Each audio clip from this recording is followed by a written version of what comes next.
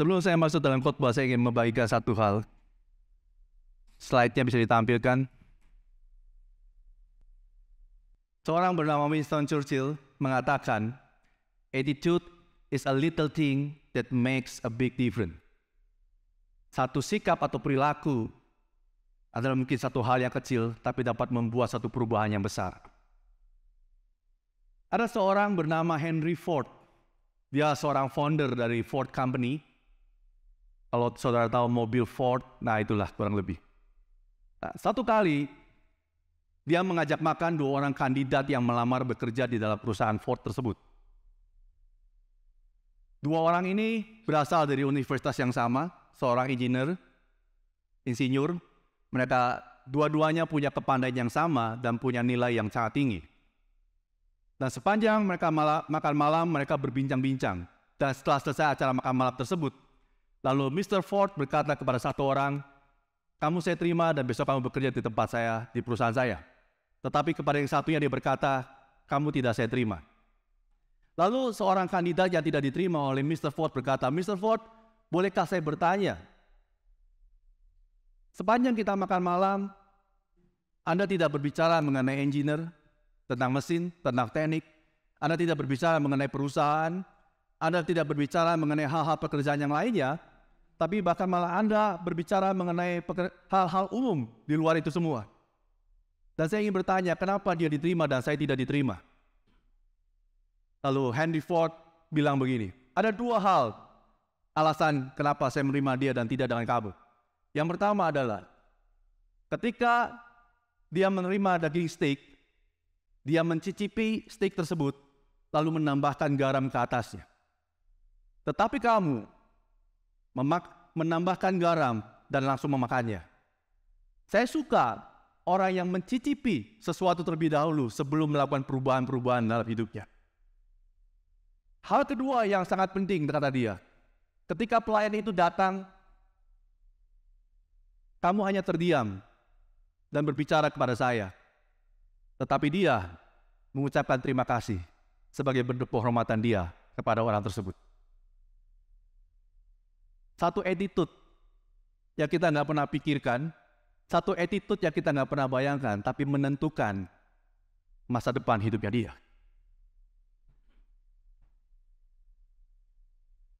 Untuk itulah hari ini, saya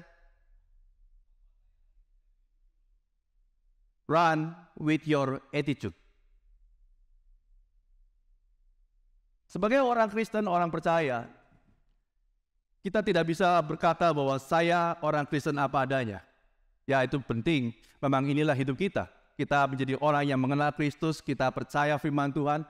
Tapi ada satu hal yang juga kita perlu sadari atau kita perlu perhatikan bahwa jadi orang Kristen tidak bisa seperti apa adanya. Tapi kita harus memiliki sesuatu dalam hidup kita, di mana apa yang kita miliki ini mencerminkan siapa Tuhan kita. Itulah sebabnya saya beri judul Run with Your Attitude.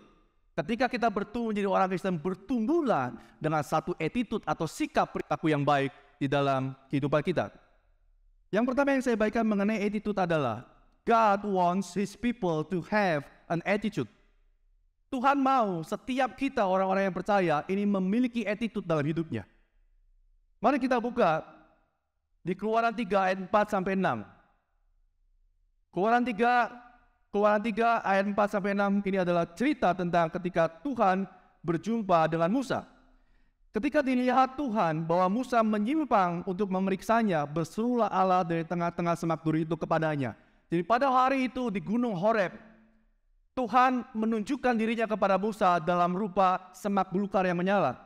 Lalu ketika Musa melihat ada semak belukar yang menyala, ia menyimpang dan ia mendekat kepada semak belukar yang menyala tersebut di Gunung Horeb. Dan pada waktu Musa mendekat, Tuhan berkata, Musa, Musa, dan ia menjawab, ya Allah.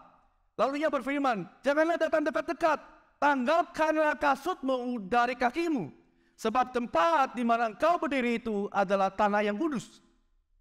Pada waktu Tuhan menunjukkan dirinya kepada Musa, dan Musa hendak menghampiri dia, Tuhan bilang, Musa, Musa, tanggalkan kasutmu terlebih dahulu, karena tanah yang kau injak adalah kudus. Demikian pula dengan hidup kita, setiap kita orang-orang yang percaya. Pada waktu kita berjumpa dengan Tuhan, pada waktu kita mendekat menghampiri tata kasih karunia-Nya, Apa yang kita pakai dalam hidup kita? Apa kita mau pakai kasut yang kita miliki, yang berasal dari masa lalu kita?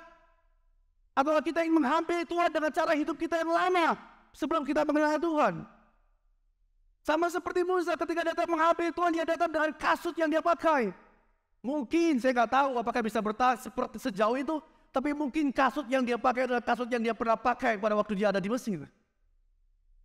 Tapi Tuhan bilang, tunggu, tanggalkan kasutmu. Sebab tanah yang kau injak adalah kudus. Sama seperti kandidat tersebut. Ketika dia ingin masuk bekerja di satu perusahaan, dia tidak bisa masuk ke dalam perusahaan itu hanya dengan cara hidup dia sendiri. Dia harus datang, masuk ke dalam pekerjaan tersebut, ke tempat di mana dia hendak pergi. Dengan kasut perusahaan itu ada. Apa yang ia miliki. Demikian pula dengan hidup setiap kita. Tanggalkan hidup kita, cara hidup kita. Tanggalkan cara berpikir kita mengenai sesuatu hal. Kita tidak lagi sama seperti yang dahulu. Dan Tuhan juga mau untuk setiap kita mengalami perubahan. Tinggalkan cara hidupmu yang lama. Saudara, berapa kali istri saya menegur saya.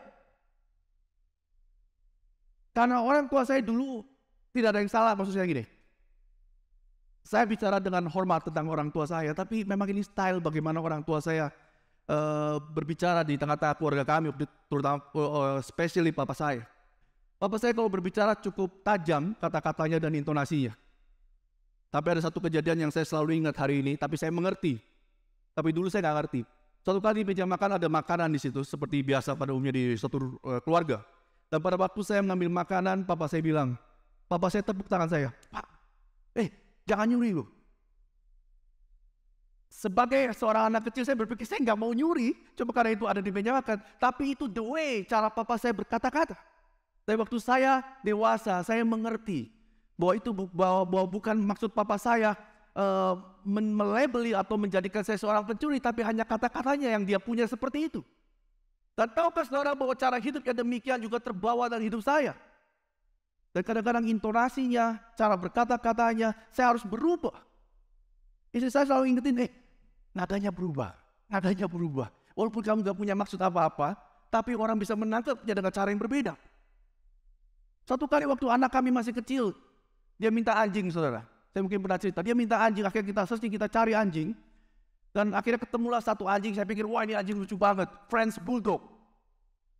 Dan waktu saya tunjukin sama anak saya, ini ada anjing lucu, mukanya lucu banget. Anak saya bilang begini, jangan lebih, ini anjing yang mukanya marah-marah terus, katanya. Waktu setiap yang begitu, yang menjadi konsen saya adalah bagaimana dia melihat satu mimik, satu wajah dari seseorang dan dia menginterpretasikannya sendiri. Dan bagaimana dengan saya? Muka yang serius, dahi yang berkerut, berpikir sepanjang waktu. Apa yang akan dia pikirkan mengenai saya? Dan saya tidak bisa bilang bahwa inilah saya. Saya harus berubah untuk merubah hidup generasi yang akan datang. Baru setelah itu, Keluaran 3 ayat 10 mengatakan,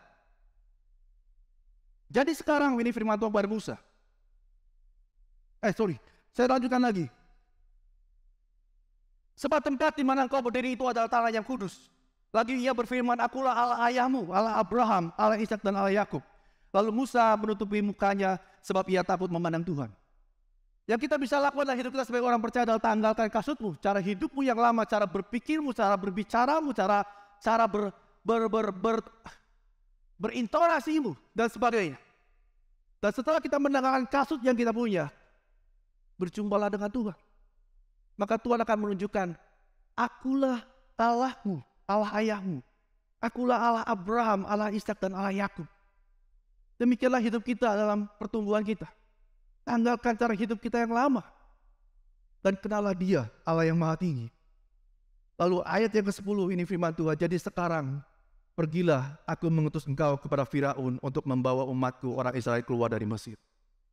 Setelah kasut ditanggalkan oleh Musa, lalu Musa mengalami perjumpaan dengan Tuhan bahwa Dialah Allah. Baru setelah itu Allah berfirman, inilah yang aku kehendaki dalam hidup. Pergilah kepada Firaun, bawa pergi bangsaku dari tengah-tengah tanah Mesir.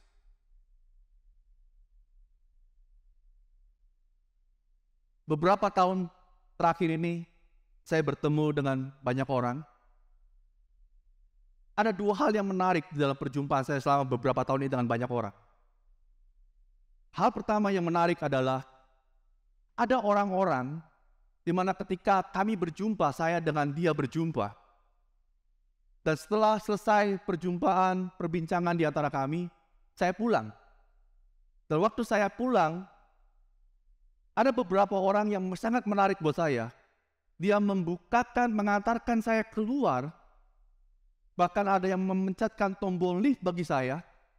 Bahkan lebih daripada itu ada orang yang sampai mengantarkan saya turun. Sampai saya ke tempat parkir dan masuk ke dalam mobil. Itu hal menarik yang pertama.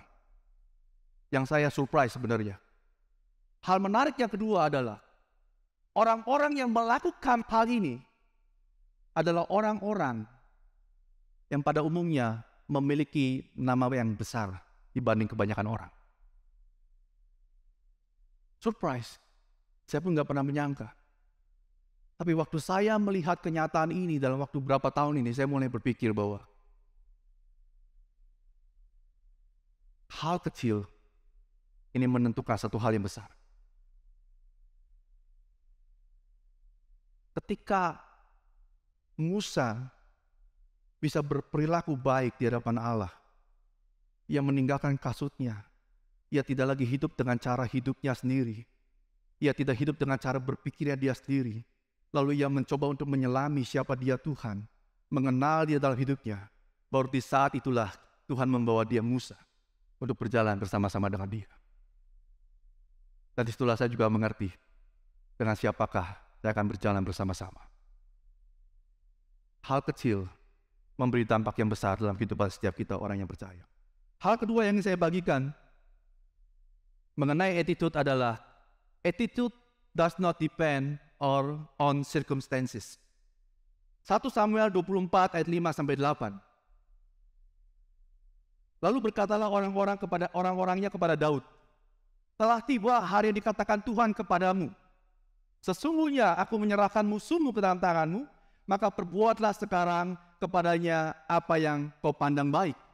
Ini adalah kisah di mana waktu itu Raja Saul membawa 3.000 orang pasukannya yang terbaik, lalu mengejar Daud yang ada di En-Gedi.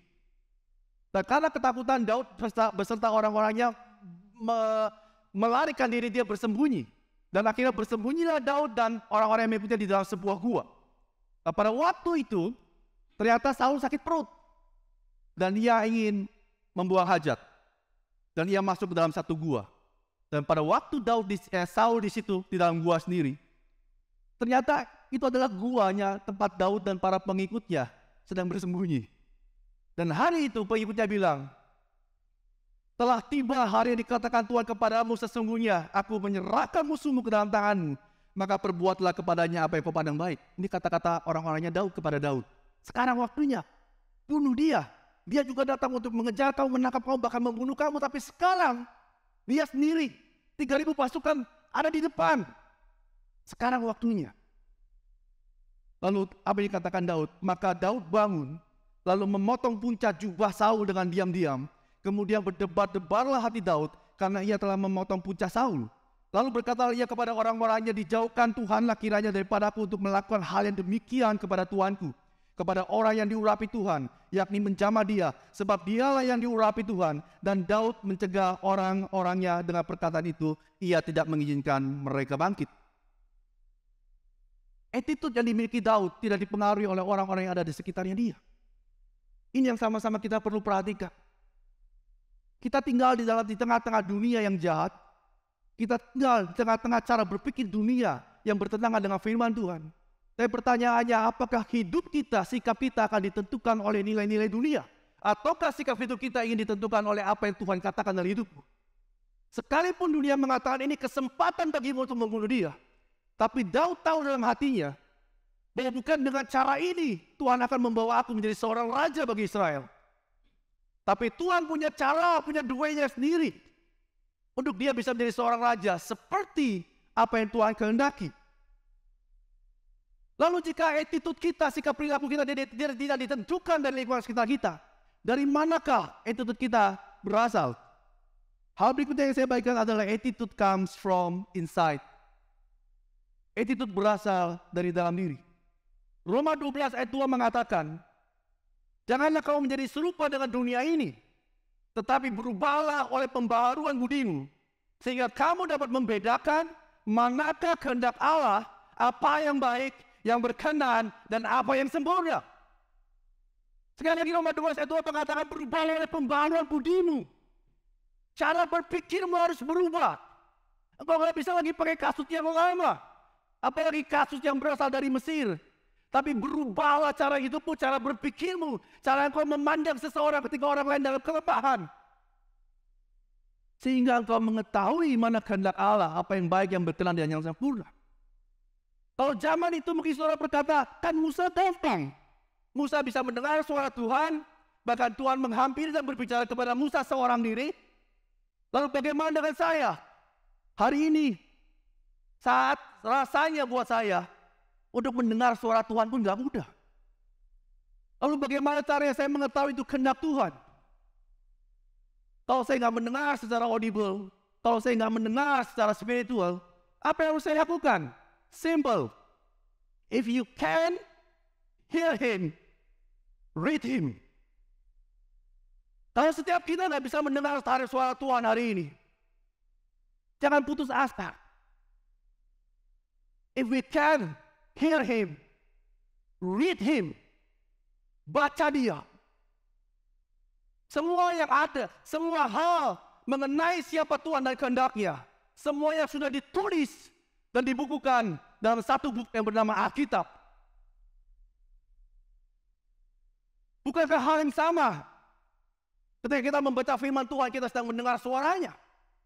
Hanya hari ini kita memiliki cara berpikir yang lama. Bahwa kalau mendengar suara Tuhan harus A, harus B, harus C, harus D.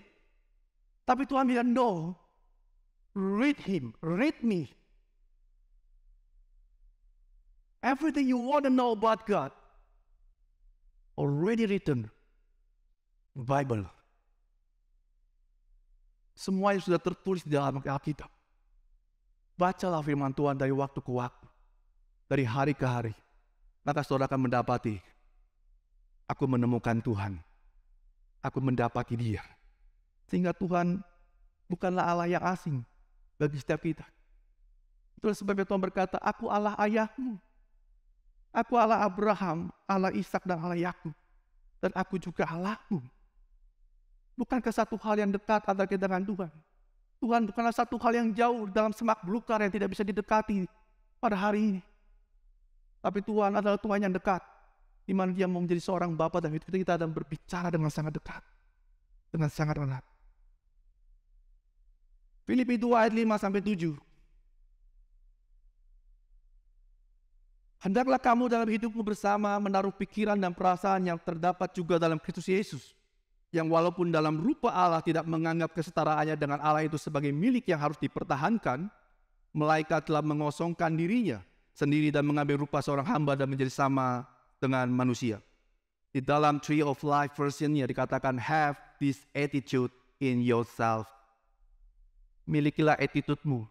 Apa yang Kristus rasakan, apa yang Kristus pikirkan, itulah yang kita pikirkan, itu yang kita rasakan, itu yang kita pandang, itu yang kita akan lakukan dalam hidup kita. Jadi kalau saudara bertanya attitude yang bagaimana yang kita lakukan di depan Tuhan, attitude yang berasal dari Kristus, dari firman Tuhan, dari dalam diri kita. Itulah yang akan membuat poin yang sangat penting. Apakah orang punya karakter Kristus atau orang hanya just punya karakter? Ada 4 attitude yang saya pikir kita perlu bangun bersama-sama dalam kehidupan kita sebagai satu jemaat. Menimbang bahwa kehidupan kita dalam berjemaat adalah hidup di dalam satu unity, satu kesatuan. Attitude yang pertama yang kita perlu bangun dalam kehidupan kita sebagai berjemaat adalah gratitude, atau mengucap syukurlah di dalam segala hal. Firman Tuhan di 2 Tesalonika 5 ayat 18 mengatakan, mengucap syukurlah dalam segala hal, sebab itu yang dikehendaki Allah di dalam Kristus bagi kamu. Mazmur 136 ayat 1 mengatakan, bersyukurlah kepada Tuhan sebab Ia baik. Mazmur 28 ayat 7 mengatakan, Tuhan adalah kekuatanmu, kekuatanku dan perisaiku. Kepadanya hatiku percaya, aku tertolong sebab itu beria-ria hatiku. Dan dengan nyanyianku aku bersyukur kepadanya. Kolose 3 ayat 17 mengatakan, dan segala sesuatu yang kamu lakukan dengan perkataan atau perbuatan, lakukanlah semuanya itu dalam nama Tuhan Yesus, sambil mengucap syukur oleh Dia kepada Allah Bapa kita. Milikilah satu attitude yang mengucap syukur dalam hidup kita. Minggu yang lalu, mama saya baru meninggal. Terima kasih untuk semua jemaat yang menanyakan, memperhatikan, mensupport, mendoakan saya dan keluarga. Thank you banget. Sekarang saya dan keluarga sudah baik-baik saja. Ada sedikit rasa kehilangan, ya, tapi we are okay. Kami baik-baik saja. Jadi sekali lagi thank you untuk semua perhatiannya, untuk semua teksnya. Terima kasih banyak. Tapi satu hal yang saya belajar, sebagai orang yang percaya, kita harus bersyukur dengan keadaan kita hari ini. Apapun yang kita sedang alami. Mungkin ada problem masalah keuangan, masalah keluarga, masalah studi, pelajaran, dan sebagainya. Mengucap syukur dalam segala hal. Mengucap syukur dalam segala hal kepada Tuhan. Yang kedua yang saya bagikan mengenai attitude, yaitu faith, percaya. Matius 26 ayat 39 mengatakan, maka ia maju sedikit, lalu sujud dan berdoa katanya, ya Bapakku, jikalau sekiranya mungkin biarlah cawan ini lalu daripadaku, tapi janganlah seperti aku kehendaki, melainkan seperti yang kau kehendaki. Percaya kita kepada Tuhan, kita perlu bangun attitude ini. Apapun yang saudara alami, apapun yang saya alami, apapun yang semua yang kita alami hari ini, percayalah bahwa semuanya ada dalam rencana tangan Tuhan. Tuhan punya rancangan yang baik. Kalau saudara dan saya hari ini belum bisa melihat apa yang baik, it's okay, nggak apa-apa. Tapi suatu hari nanti, kita akan sama-sama melihat, oh ini tuh yang Tuhan maksudkan dulu kejadian itu terjadi. Oh ini loh aku ngerti sekarang. Milikilah iman di hadapan Tuhan, miliki rasa percaya kepada Tuhan bahwa Tuhan selalu melakukan apa yang terbaik dalam hidup. Bahkan sama seperti ketika Yesus harus diperhadapkan di atas kayu, disalibkan. Dia bilang, Tuhan kalau boleh Tuhan aku nggak disalibkan. Kalau boleh Tuhan ini lalu dari hadapan. Tapi ada masanya kita harus tahu bahwa ada rencana Tuhan, ada kedaulatan Tuhan, ada kehendak Tuhan yang Tuhan sudah putuskan. Dan terimalah bahwa Tuhan menetapkan ini untuk satu kebaikan yang kita hari ini belum mengerti. Tapi suatu hari nanti kita akan mengerti. Yang ketiga, attitude yang kita perlu bangun adalah humility atau kerendahan hati. Filipi 2 ayat 5-7. Hendaklah kamu dalam hidupmu bersama menaruh pikiran dan perasaan yang terdapat juga dalam Kristus Yesus, yang walaupun dalam rupa Allah tidak menganggap kesetaraannya dengan Allah itu sebagai milik yang harus dipertahankan, melainkan telah mengosongkan dirinya sendiri dan mengambil rupa seorang hamba dan menjadi sama dengan manusia. Hal ketiga yang perlu kita miliki dalam attitude kita sebagai orang Kristen adalah kerendahan hati. Bahkan di dalam bahasa Inggrisnya dituliskan,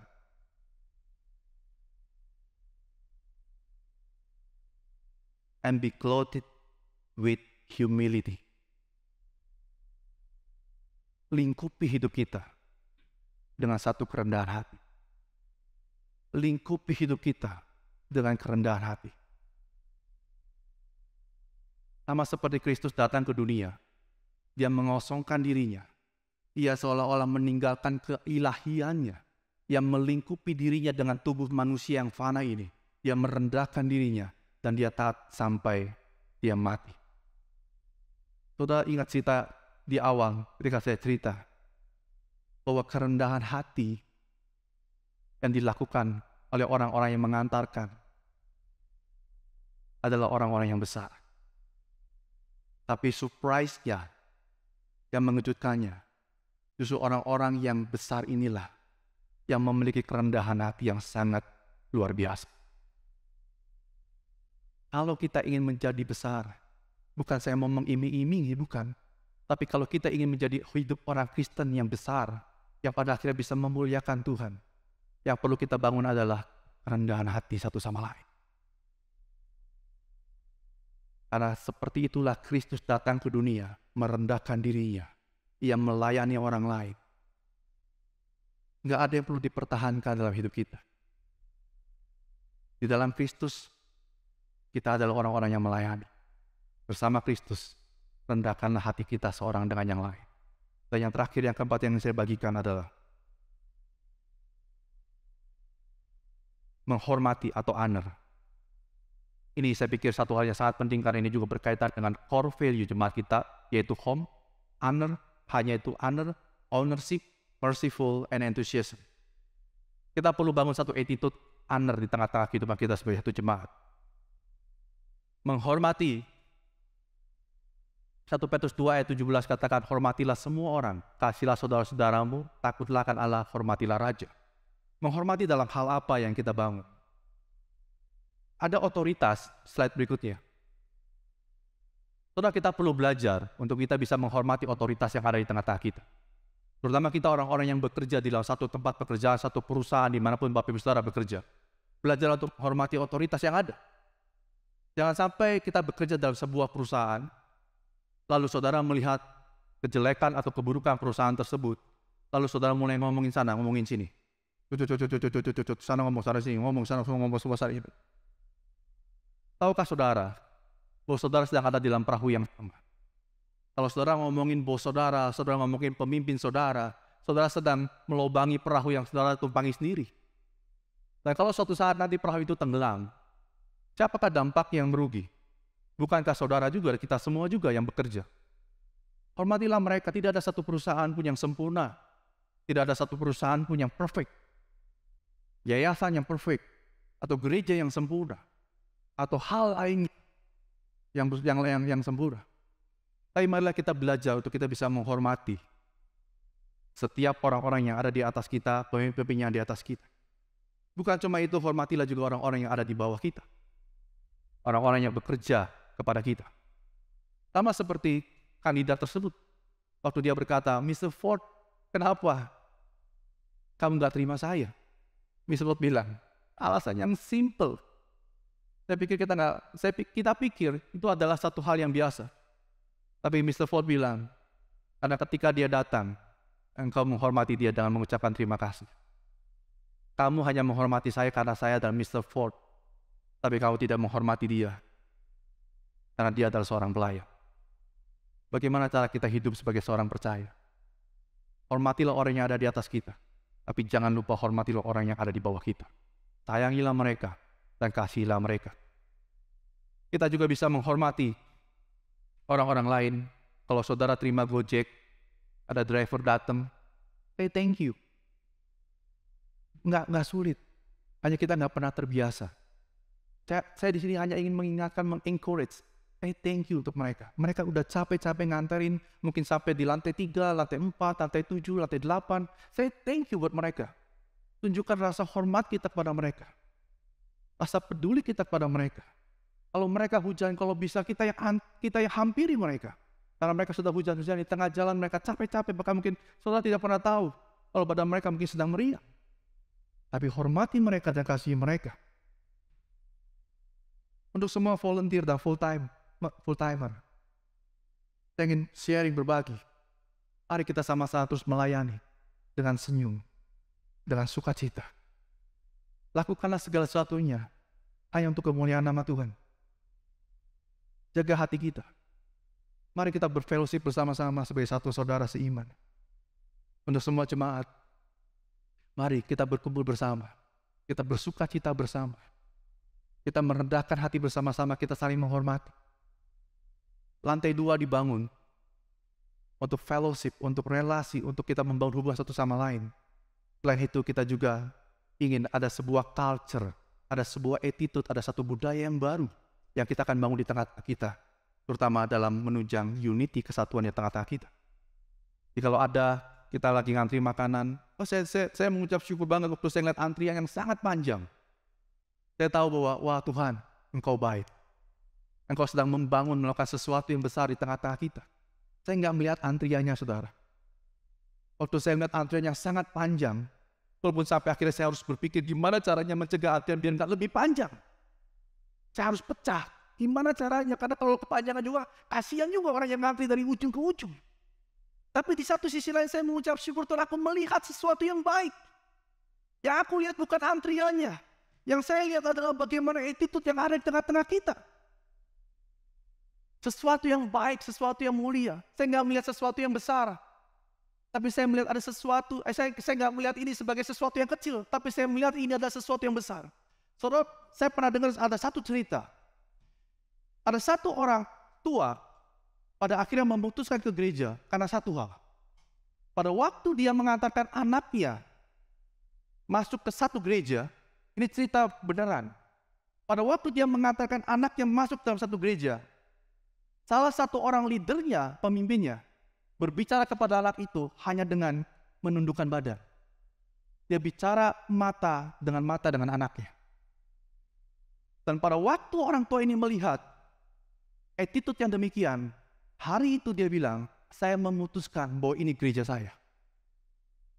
Kenapa? Karena ibu itu adalah seorang psikolog. Psikolog sangat menghargai bagaimana berbicara dengan anak, karena anak lebih pendek. Maka orang tersebut, psikolog, akan merendahkan dirinya dan berbicara dengan anaknya. Dan waktu dia tahu melihat itu semua,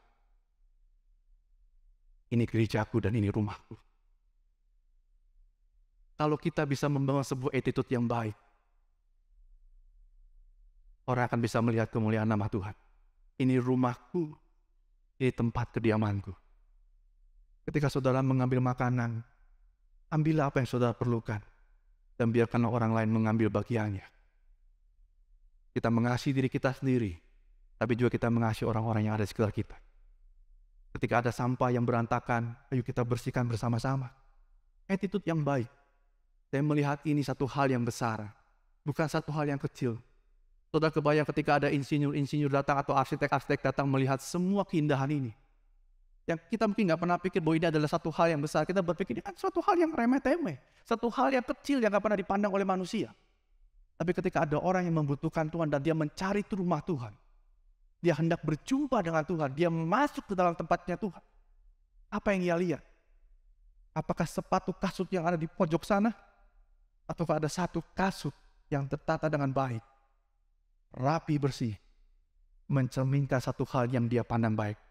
Aku tahu, kalau rumah ini aja ditata dengan baik, maka aku tahu kalau aku berjemaat, aku bergereja, aku dalam percaya kepada Tuhan, maka hidupku pun akan ditata dengan baik.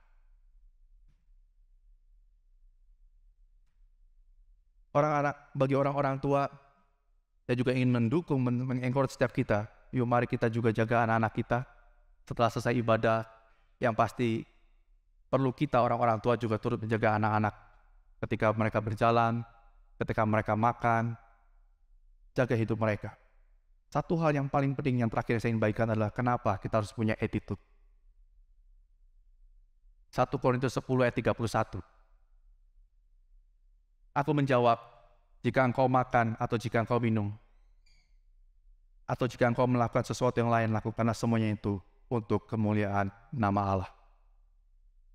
Apapun yang kita lakukan hari ini, lakukanlah semuanya untuk kemuliaan nama Allah. Satu hal saya ingin bagikan, ada satu slide terakhir. Dua terakhir. Oke.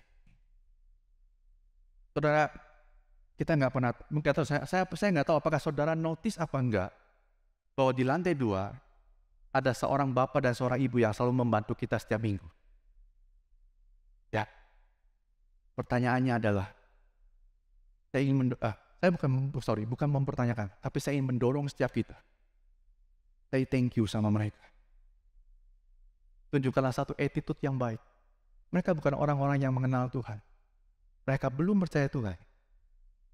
Tapi untuk apa sih kita punya attitude yang baik hari ini? Bukan untuk dipandang orang besar, bukan untuk dipandang orang baik, tapi agar kemuliaan Tuhan nyata dalam hidup kita. Ibu ini kemarin menghampiri saya. Dia bilang gini, Pak, saya lagi bersih-bersih, saya nemuin anting-anting, mungkin emas Pak kayaknya Pak. Kayaknya punya jemaat. Dia kasih sama saya.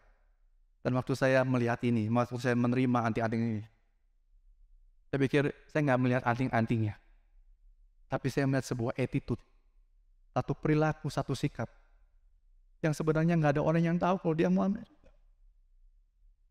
Tiap hari, tiap minggu dia bersihin semuanya yang tumpah, yang jatuh dia rapuin, nggak ngomong, dia langsung terus.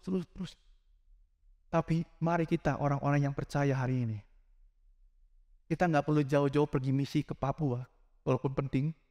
Kita nggak perlu jauh-jauh misi ke Kalimantan atau ke Sumatera, walaupun itu penting. Tapi terkadang kita nggak pernah berpikir bahwa apa yang kita lakukan hari ini, itu akan memuliakan nama Tuhan di depan banyak orang.